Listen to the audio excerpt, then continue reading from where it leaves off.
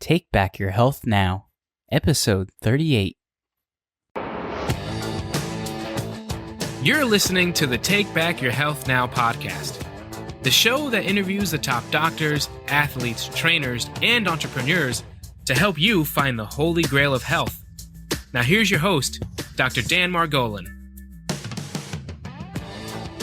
This is Dr. Dan Margolin with another segment of Take Back Your Health Now, where we pull out all the stops in search of health's holy grail. We're really excited to have a wonderful guest today. It's Mr. J.V. Crum III. He helps six-figure service businesses and coaches reach their first million and seven-figure businesses double quickly. He is founder of ConsciousMillionaire.com, a global company that provides business coaching, podcast training, and masterminds through its First Million Academy. JV is a social entrepreneur, speaker, coach, podcaster, Huffington Post columnist, and the author of the #1 bestseller, Conscious Millionaire, Grow Your Business by Making a Difference. His podcast was also ranked top to listen to in 2017 by Inc. JV, sir, welcome to the show. Well, I am totally excited to be here, and just a big hello to everybody listening. You're at the right place. We're going to have fun. We're going to have a lot of great information. You might want to take some notes, but I know that we're going to be giving you information that's going to help you grow your business and truly make a difference. And this is exciting. Jimmy, tell us a little bit about yourself. How, before we go into, it is a medical show, we're going to go into some things that you ran into, your history, but just tell us a little bit about yourself and how you started writing your book, etc.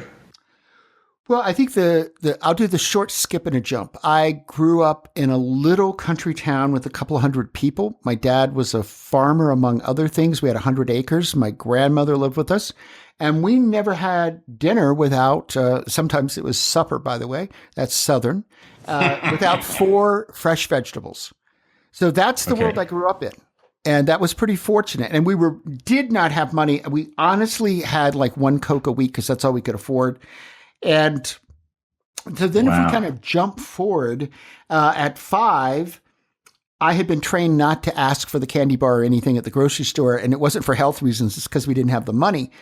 And I was sitting around like all little 5-year-olds would be. And I said, what's the solution to this problem if I can't get a candy bar? And I went, I know. When I grow up, I'll be a millionaire. And I went in and briefly told my parents, who of course dismissed it as childishness, right?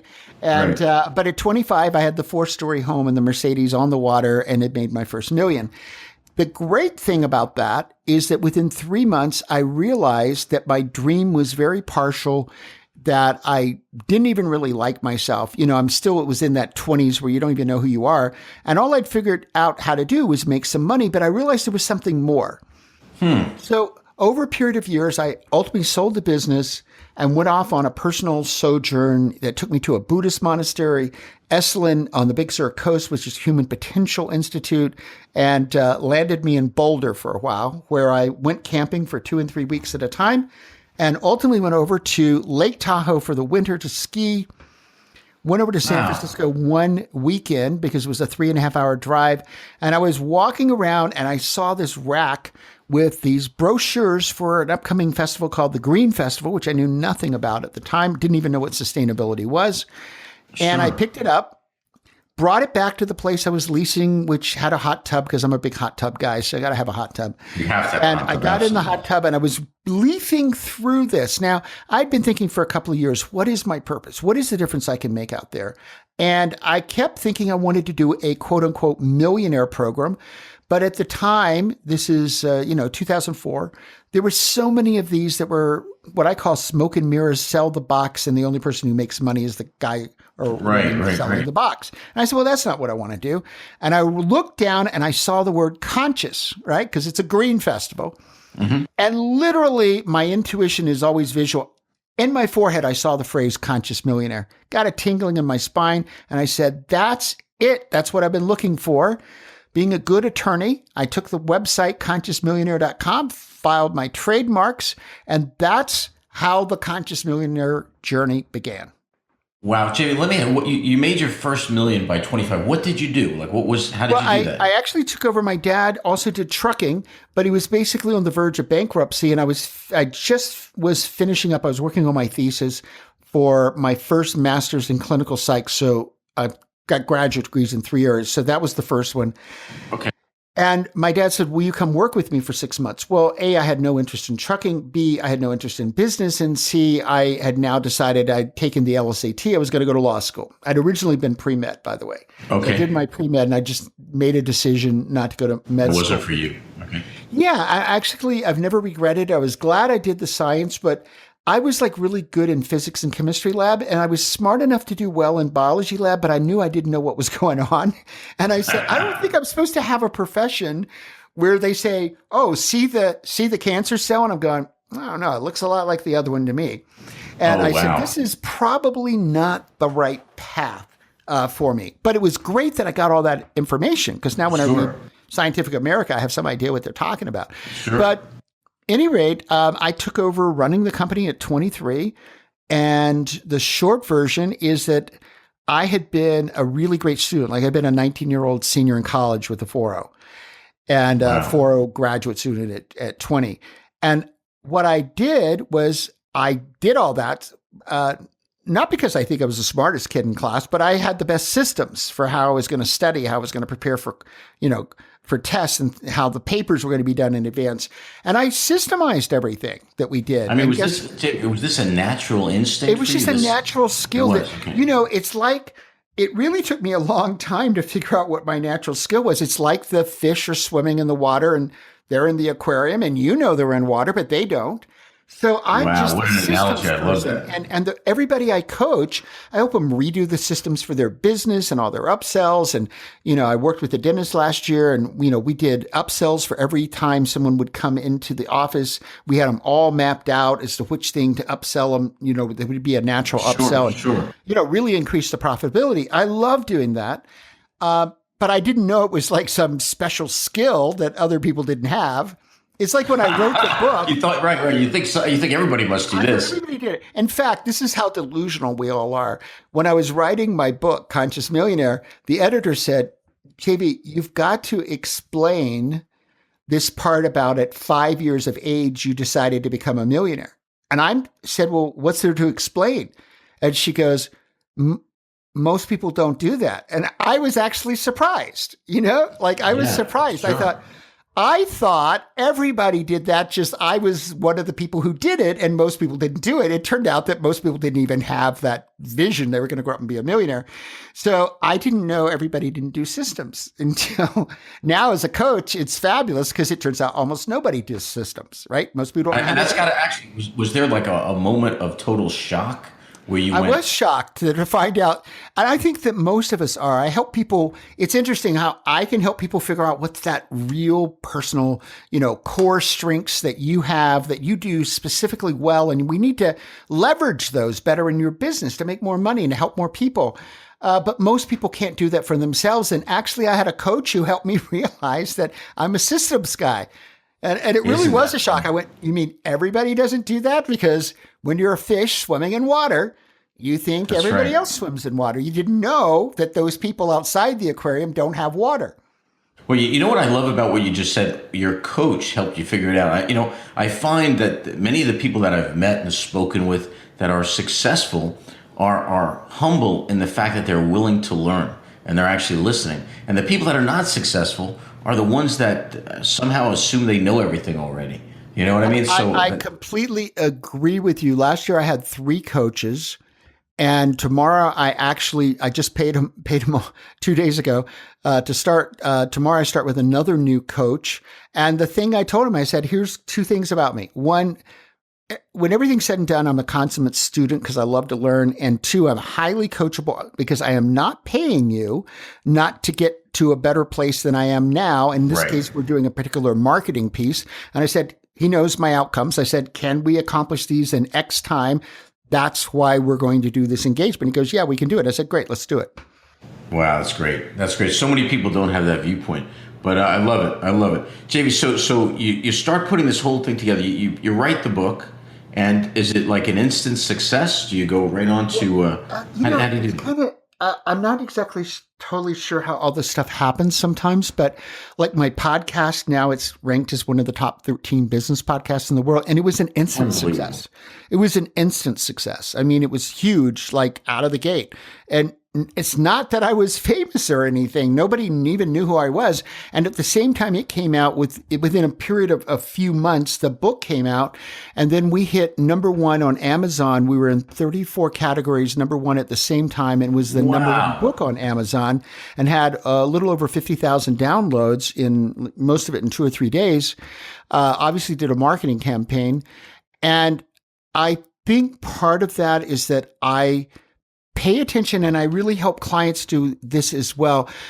There's power in doing what you authentically feel is the right thing for you to do, because there's not like an accident that you're going, this is, right, I told my team when we were putting the podcast together for like 8 months, I worked on what was I going to do for a podcast, et cetera. And I kept saying, this is going to be huge.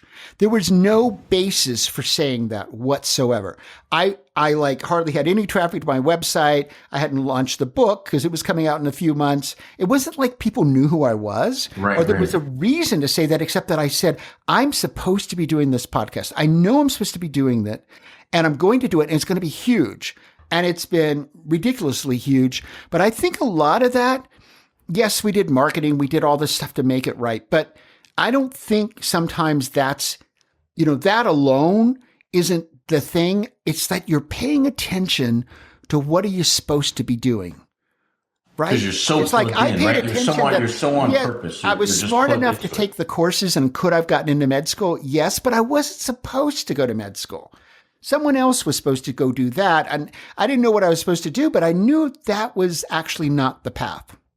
But JV, let me ask you, how many people are not smart enough to recognize that they need to get off the path that they're on the wrong path? You know what I mean? Like, I'm sure there's a lot of people that recognize that they shouldn't be going to medical school in that situation that went anyway.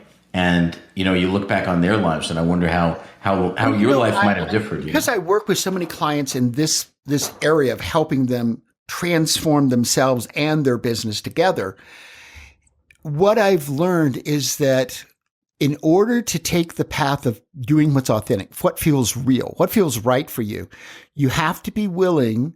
And it's the scary part. And I really took a lot of learning on my part because, I'm a guy, and I'll just say guys in particular like to have control, right? I'll just own it.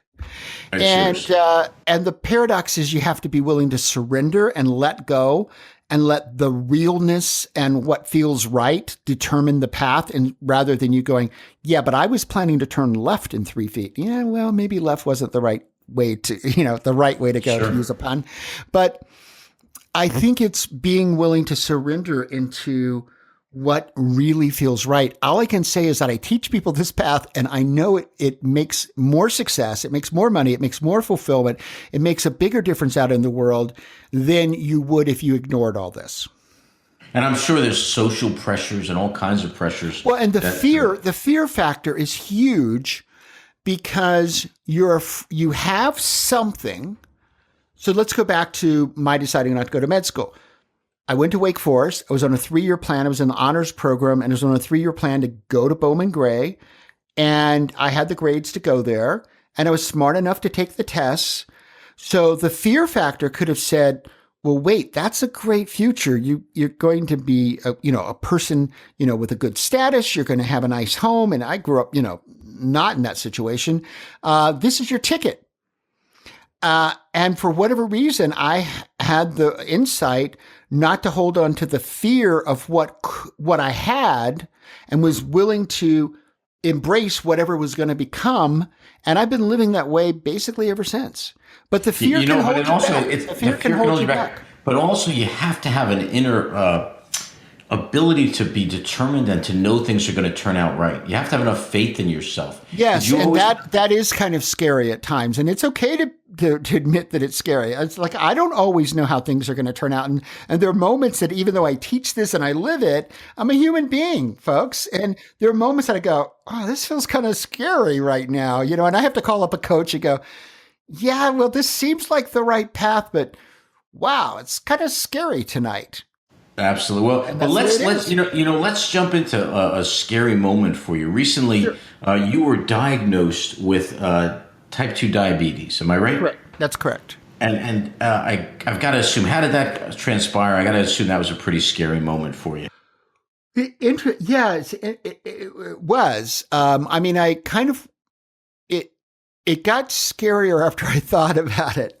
But the way our medical thing works with insurance, I had moved and I didn't have a new doctor because I'd had the same doctor for 20 years. So I actually didn't have any skills in getting new doctors because I didn't know how to do that. Mm-hmm. And so I went to a doctor basically because it was I was able to get an appointment for the 28th of December and I wanted to get a physical before the end of the year so I didn't lose my once a year physical thing, right? So it turned out we didn't have a lot in common. We talked before they started getting test results back while I was even there, and then they got the rest of them the next morning. But now you're saying you didn't have a lot in common with the doctor. So we didn't have a lot in common because we talked up front. I had learned to talk to doctors and say, hey, this is who I am. Because I'm not the typical patient, to be frank. The typical patient comes in, doctor says do X, and they do X. I'm not that person. And since I know I'm not that person, I figure it's good to have a little talk about that. And I said, I'm very holistic in my approach, and I'm only focused on healing. I don't really have any interest in diseases. And I had a reference point because I'd been in a accident. You don't forget these. I was in my Mercedes. I had a Mercedes and a Porsche, and I was so glad I was in the Mercedes because it was destroyed with me in it. Oh. And I had 2 herniated discs. And I went through 3 doctors, including a surgeon, and one who gave me a prescription, which I threw away on the way out of her office, and told me I'd be in a brace the rest of my life. Now, mind you, this was like 25 years ago. So that had no interest on my part. And I ended up with a doctor, and my first conversation was exactly what I had with this woman. I said, okay, here's the deal. Been to 3 doctors. I'm healing. I'm not interested in anything other than healing. It's my body. So by the way, I'm going to make the final decisions and we have to work together to get to this healing place. Can we work together? And he said, yeah, we can do that. And I said, great, we'll be fine. And he was my doctor for 20 years. Wow. So I had that same kind of conversation because I knew I had a reference point for it. And she goes, when her jaw hit the floor, what happened? Yeah, she goes, well, I'm traditional Western. I don't believe in holistic at all. And in fact, holistic approaches don't work at all. We just use, drugs and prescriptions. And that's the way you ought to go. So then my blood sugar was so high, they started getting some of the reports back they did in their office. And, now, let me, Jimmy, are you feeling bad? How are you feeling at this point? Oh, yes. No, I kind of suspected this because I was like getting sick all the time. And I had someone I was friends with who said, well, these are really the symptoms, the external symptoms. So I had all 3 of them big time by December, where every hour I was urinating. I was constantly thirsting, drinking 2 gallons of water a day. And I was hungry no matter how much I ate. Okay. So I was waking up literally, this is no exaggeration, at least once an hour at night and going to the restroom. So I kind of suspected that this was the case, but even so, I hadn't done any research. I had no idea the only thing I knew about diabetes literally was it had something to do with high sugar, end of statement, knew nothing more. Okay. So she goes, you have diabetes. And I immediately said, the only outcome I'll accept is to heal. And she basically immediately informed me that was impossible and that I needed to get on metformin and insulin immediately. But I had scheduled about a month before the last 4 days of the year to go out in the mountain to this retreat center and meditate and prepare for the next year. And so I said, no, thank you. I'm not interested in any of that. And I went out and meditated for 4 days. However, before I left, I completely changed my diet. I took out, which I then during that 4 days made a 1-year commitment. So that goes to the end of 2017. And by then, as we all know, I'm never going back to the world that I was living in. So I took out all potatoes, all grains, all flour, allow myself 5 grams of sugar a day so that if I wanted to have some salad dressing that had a little bit of sugar in it, that I had a little bit of wiggle room, not a lot. And I said, well, as long as I'm going to get healthy, might as well take out all the processed meat that's filled with chemicals because I don't imagine any of that's good for me either. And Which here's is what's you're interesting. blowing my mind. Let me just add. So you're blowing my mind here a little bit. So you get diagnosed. Your sugar is Yeah, that's very 5 o'clock. That's 5 o'clock on Wednesday, the 28th, 2016. So most people pass out, right? They're totally numb. They don't know what the hell's going on. Like you said, they go along with the doctor. Actually, my style is really whatever information I get, even if I don't like it at all, it's to go into project mode and how am I going to solve the problem? Right. This is what I love. So you are actually now looking at this exteriorly and saying, Right. "Hey, here's a problem. Let's look for a solution." So I take And it the you only didn't. solution I would accept was that I would heal. That right. Which let me tell you, as a doctor, when I see a patient tell me that, I love it because I know they're going to heal. Because I really, And she hated it. She like, no, you can't heal. This was so bizarre. It's like a cocktail story, isn't it? You go like, shouldn't the patient be forlorn and their life is ruined and the doctor's consoling them? No, not in my case. I'm like going, I'm going to heal. And she's going, no, you can't. No, that's impossible. And This I'm is like going, unbelievable. so one of my first three decisions was to fire her because I didn't need negative people on my team. Sure. And so, but by the next morning, I had called friends who are highly connected, and I happened to have a health show that I'd been doing for a year and a half. So I knew lots of, high-end, highly qualified, holistic people, and I just got on the phone. And I said, "Okay, what should I do?" Oh, okay. what's the step? Okay. I understand. Okay. What's the step So to you're do? now you're in that mode. You are researching. You're calling. Yeah, people, I've already you're started opening books. researching. Like in the first two, I was calling. I made a call on the way home. I was researching in the first half hour, going, "Okay, what's the answer?" For me at this point, and one of them said and then we got the report that my sugar was at 436 on a 20-day moving average. Wow. And I still didn't take the insulin or anything. I went out and meditated, but I changed my diet immediately to take out the potatoes, the grains, the flour, basically the added sugar, and for good measure, all of the processed meats. Jamie, before just going from it, what were you? Give me the day before you went to the doctor. What did you The eat day that before day? I went to the doctor, I was still eating my pizzas and Ben and Jerry's ice cream. You were know? okay. Because when I started my show, which I gave myself 2 weeks before I did my first reality show, because I needed to do massive amounts of research to find out what was going on and what was the best path for me. And I started finding the same recommendations in different places that seemed credible. And I'm going, okay, and these make sense to me. It was helpful that 3 years ago, just because I chose to, I got a certification in food healing. So I knew a lot about things like bitter melon, phytochemicals, all this kind of stuff. And so I'm putting two and two together pretty quickly. And from one of the people I talked to, I had no idea what a functional medicine person was. I had never heard of this.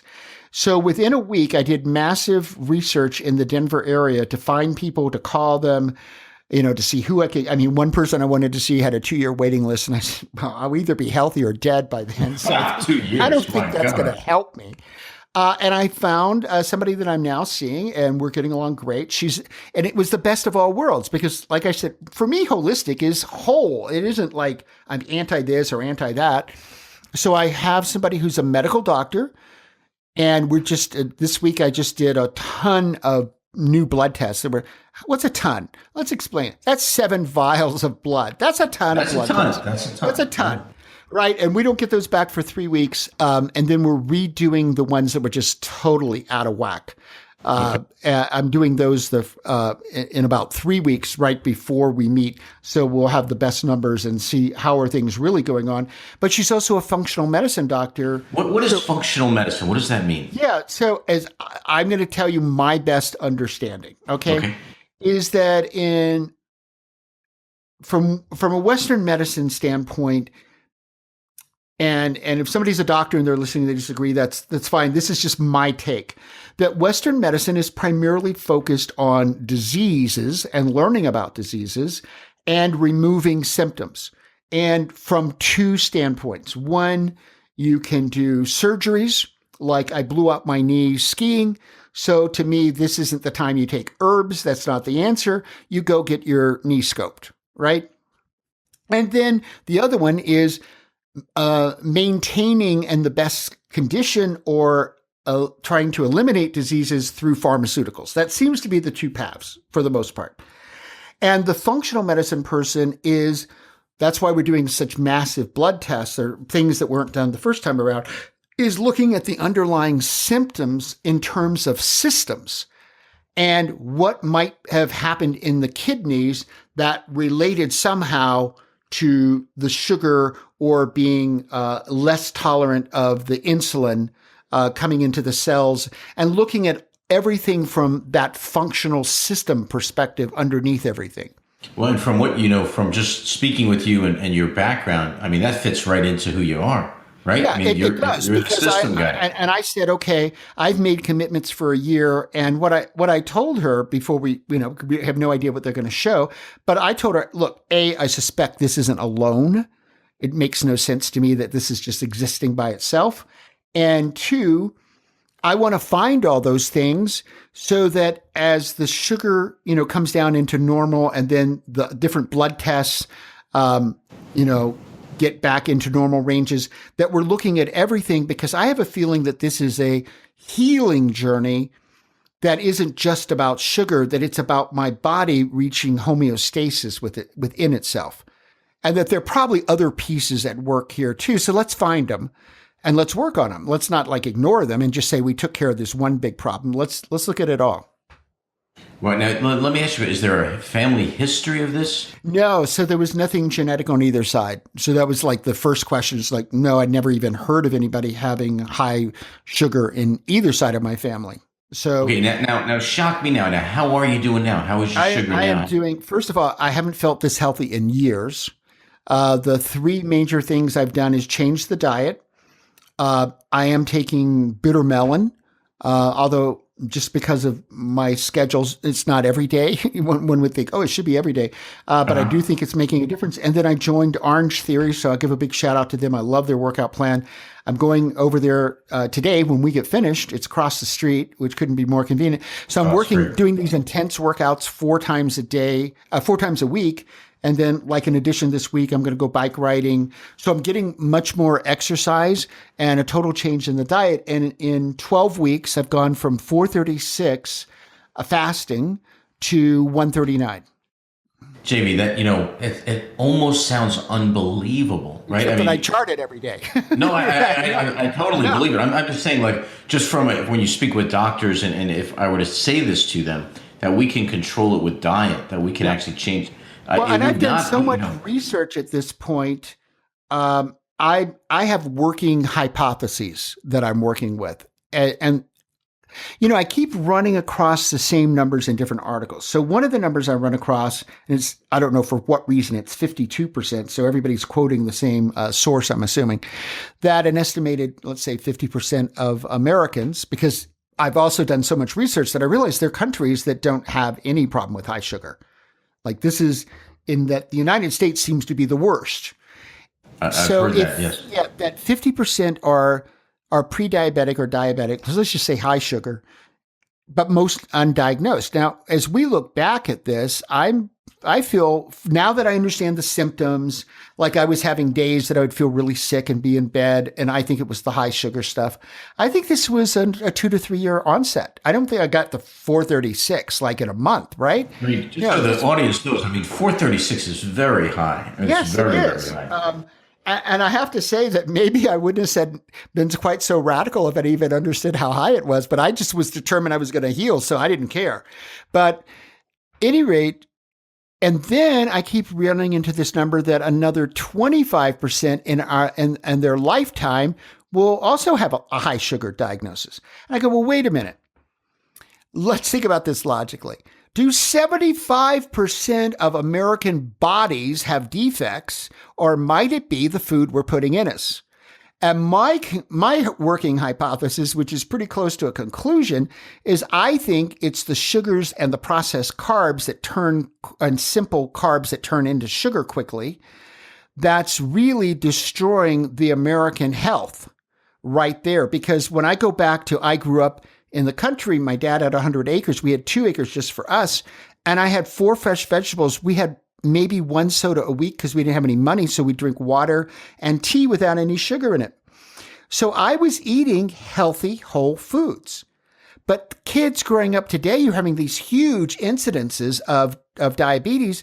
They're not in any, they've got soda machines and processed pretzels and chips, in the schools. I mean, JD, if you take the perspective that you have, right, where we're looking at things from a health perspective, get rid of the carbohydrates, get rid of the sugars, and you walk into a grocery store, there's no food there. There's actually, right? It's like you look around and you go, I'm buying vegetables, I'm buying wild-caught fish, organic or hormone-free chicken breasts. I'm a lot of days eating 80% raw, and I've done so much research, so I eat a lot of raw nuts, avocados. I cook only in coconut oil. I use olive oil. So I'm only going to a small portion of the grocery store at this point, and it's the ones that has the part that has fresh vegetables, and only buying fish that's wild caught.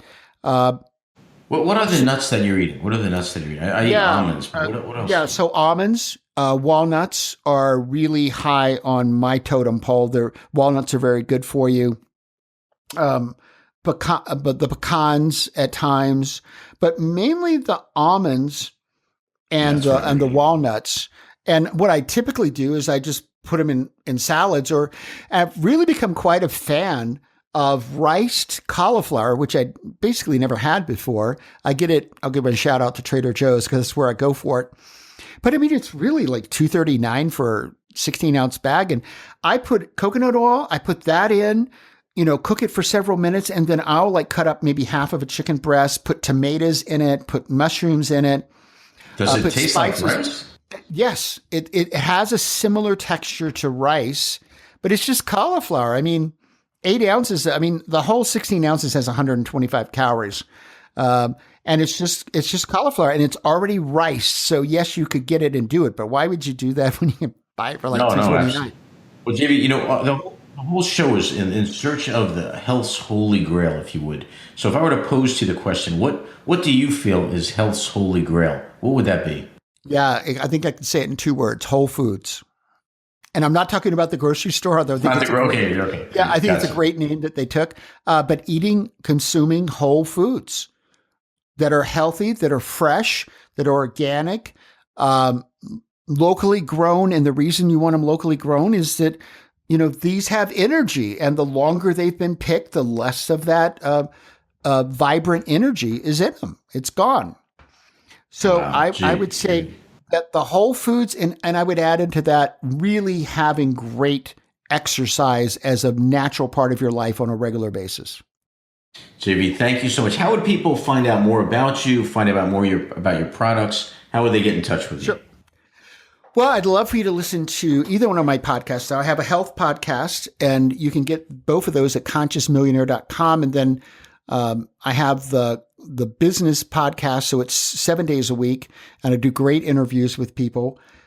Both of those are on the site at consciousmillionaire.com. And then my book is Conscious Millionaire, Grow Your Business by Making a Difference. What I love to do when I'm on a show is I figure people are here because they really want to grow. They want to build businesses. They want to improve their lives. So if you would like a complimentary copy of that, all you have to do is go to consciousmillionaire.com/free book. That's just .com/free book. And I think there's like 5 questions or something, just so we have some idea of who you are, what you do.